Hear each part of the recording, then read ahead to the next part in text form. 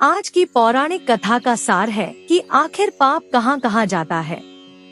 इसी संदर्भ में एक बार एक ऋषि ने सोचा कि लोग पाप धोने के लिए सभी लोग गंगा जाते हैं। ऐसे में सारे पार गंगा में ही समा जाते हैं। इस तरह तो गंगा भी पापी हो जाएगी।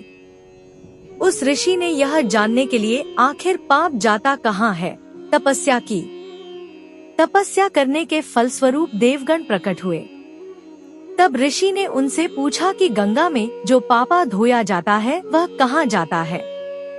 तब भगवान ने कहा कि चलो गंगा जी से ही पूछते हैं इस बारे में। ऋषि और भगवान दोनों ने ही गंगा जी से पूछा कि हे गंगे, सब लोग तुम्हारे यहाँ पाप धोते हैं, तो इसका मतलब क्या आप भी पापी हुई?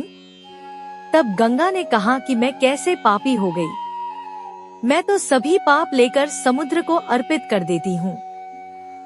इसके बाद ऋषि और भगवान समुद्र के पास गए और उनसे पूछा कि हे सागर, गंगा सभी पाप आपको अर्पित कर देती है, तो क्या आप पापी हो गए?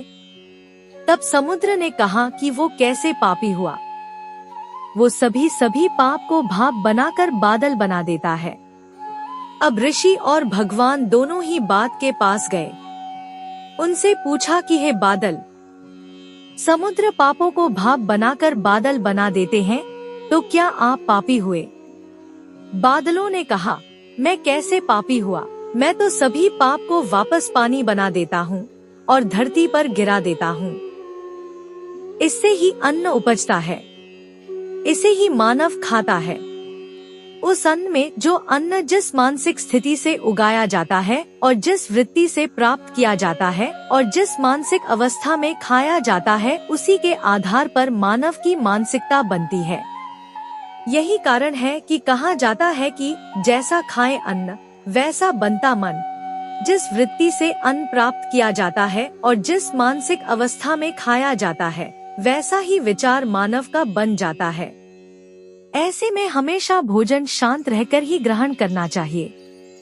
अन्न जिस धन से खरीदा जाए वह धन भी श्रम का होना चाहिए।